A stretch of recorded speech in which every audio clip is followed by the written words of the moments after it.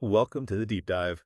Imagine you've got this really complex stack of medical research papers, full of dense terminology, loads of data. Our mission today is to cut right through that, really pull out the core insights from a significant new lung cancer study. We're taking a deep dive into excerpts from the Phase 3 KICO-UNK-006 study. In this one, it's all about evaluating a new maintenance therapy strategy. It's for a tricky type of lung cancer, metastatic non-squamous non-small cell lung cancer, NSCLC for short. We're going to explore whether a newer combination, Pembrolizumab plus Olaparib, might actually be a better option than the existing standard, which is Pembrolizumab plus Pemetrexed. Okay, let's unpack this then.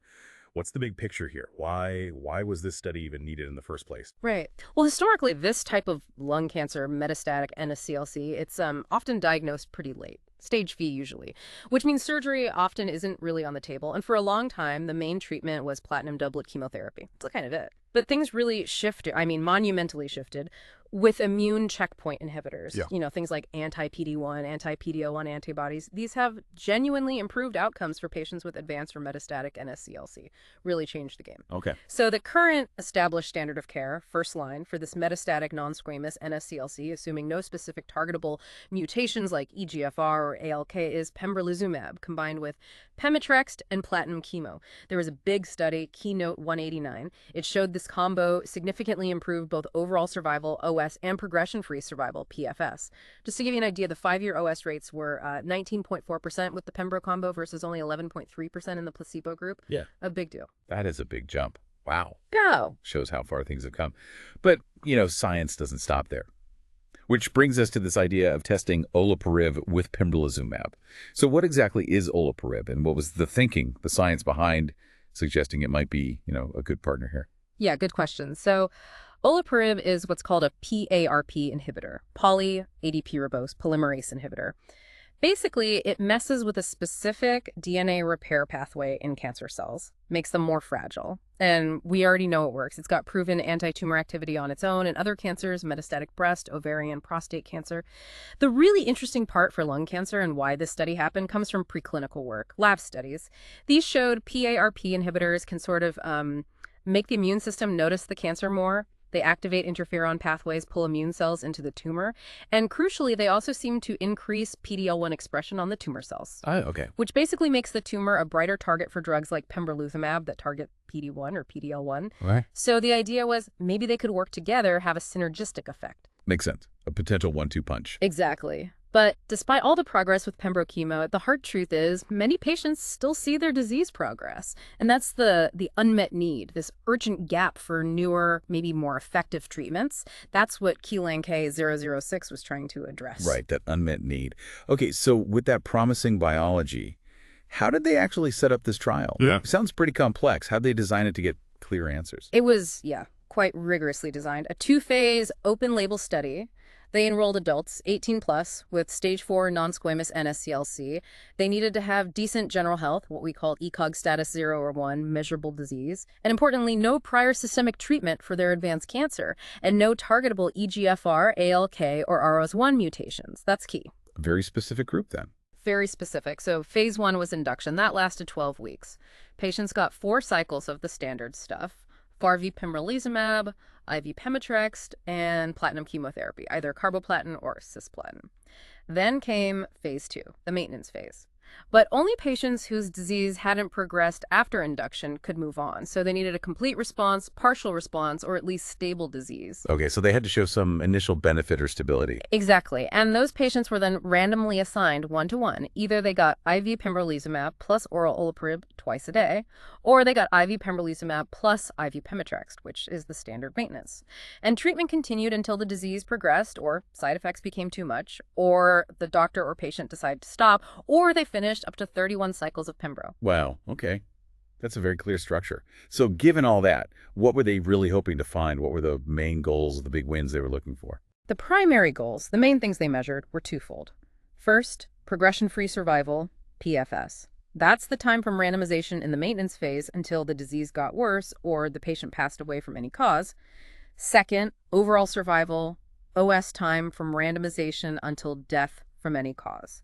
And critically, both of these were assessed by a blinded independent central review, or BICR, adds objectivity. Right. Having that independent review is important. Definitely. Then they also looked at secondary things like safety side effects and patient-reported outcomes, how patients actually felt, and some exploratory stuff like response rates, how long responses lasted. Okay, setup is crystal clear. So now the crucial part. What did the results actually show? How did these two maintenance strategies stack up? Right, the results. Let's look at who was in the study first. So about 1,000 patients started induction. Of those, 672, roughly two-thirds, made it to randomization for the maintenance phase. And it was split almost perfectly. 337 got Pembro plus Olaparib, 335 got Pembro plus Pemetrexed. The groups looked pretty similar at the start: demographics, cancer characteristics, median age was 63, and importantly, when they were randomized, just over half, 56.7%, had already shown a response, partial or complete. The rest, 43.3%, had stable disease. Okay. Seems like a good population to test the maintenance question. So first big question, PFS. Did adding Olaparib help patients live longer without the cancer growing? Yeah, the PFS result. At the final analysis for that, the median PFS was 7.1 months for the Pembro-Olaparib group. Compare that to 8.3 months for the Pembro-Pemetrexed group. Oh, so actually shorter in the Olaparib arm. Numerically, yes.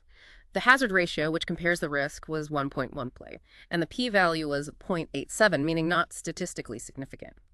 So the key finding, the study's conclusion on this, was that Pembrolizumab plus maintenance Olaparib did not improve PFS compared to the standard Pembro plus Pemetrexed maintenance. Wow, okay. That's pretty definitive then for PFS. What about overall survival, OS? Sometimes you see differences there even if PFS isn't better.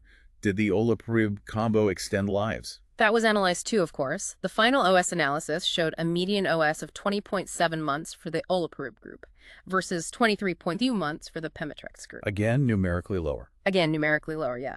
The hazard ratio was 1.04 and the p-value was 0.6649.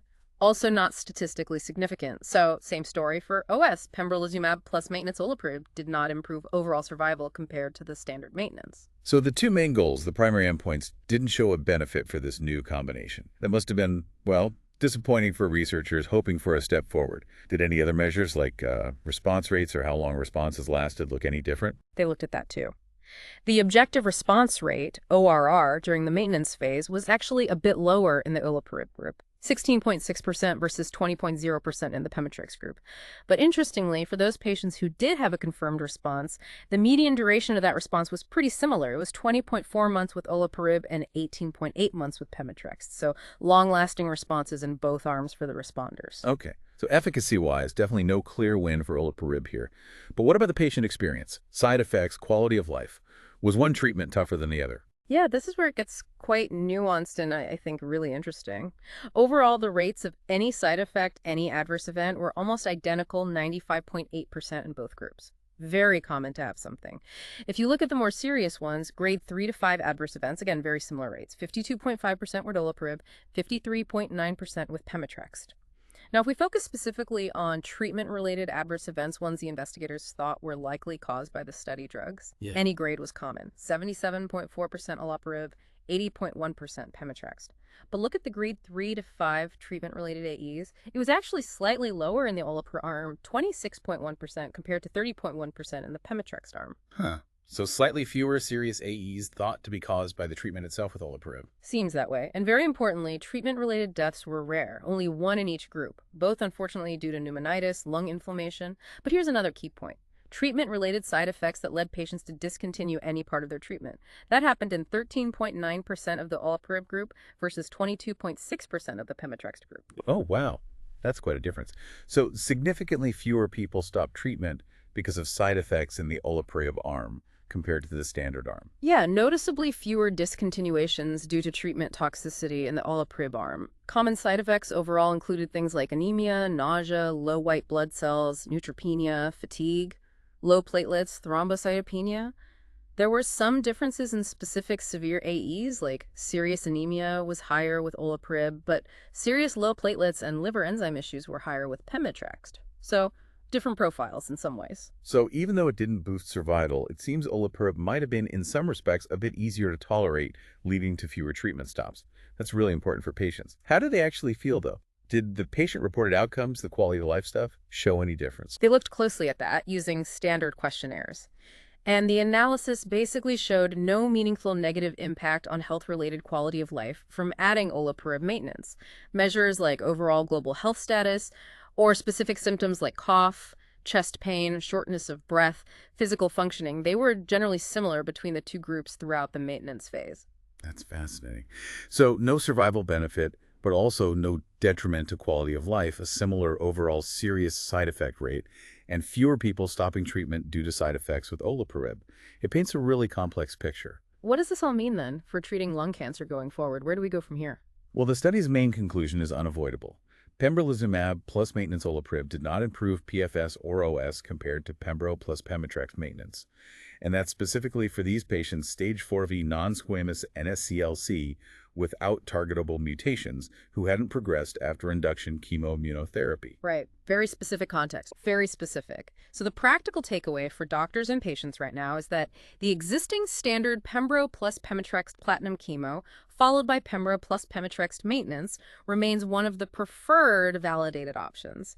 This study and another similar one called Chile NK008 in squamous NSCLC, which also didn't show benefit, they really underscore just how hard it is to improve upon these already effective immunotherapy-based regimens in metastatic lung cancer. Yeah, it's like the bar set pretty high now. Exactly. It's a challenge. So does this mean PRP inhibitors like olaparib are just not useful in lung cancer? Or is it more complicated than that? It's definitely more complicated. We still don't fully understand the role of PRP inhibitors in NSCLC. There have been other studies looking at olaparib alone or combinations like niraparib plus pembro or olaparib plus durvalumab, talazoparib plus avelumab, and the results have been kind of mixed, often not showing a clear benefit. So it suggests the context really matters. Maybe the combination, the patient selection, the timing, it all plays a role. And we haven't found the right niche yet, if there is one for this specific approach. Right. Nuances matter. Absolutely. And we have to acknowledge the study's limitations too. It was open label, which you couldn't really avoid given oral versus IV drugs. It only included patients who didn't progress on induction. So we don't know what would happen if you gave this combo to patients who had progressed early or maybe even started it up front. Yeah. And there's still a need for more biomarker work, like could BRCA mutations or other DNA repair deficiency markers identify a small subgroup who do benefit from PRP inhibitors? That's still an open question. So more digging needed, perhaps, into specific patient characteristics. Potentially, yes, because the unmet need is still there. We definitely need new therapies with different ways of working.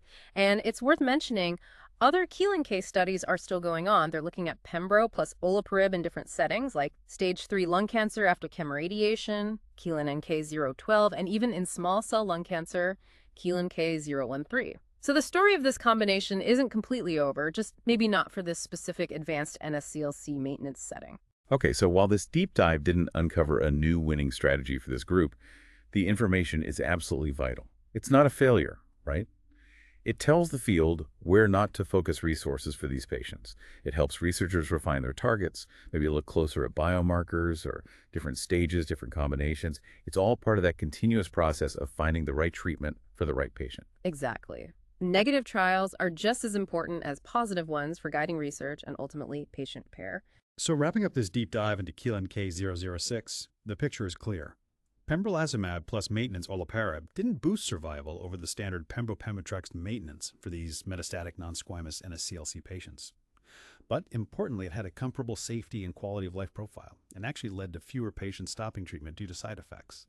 A really key patient-focused finding. So, something for you, the listener, to think about. How can results like these, the ones that don't show superiority for a new therapy, be just as critical, just as valuable as the breakthroughs in steering future research and helping us ultimately find the best path forward for each individual patient?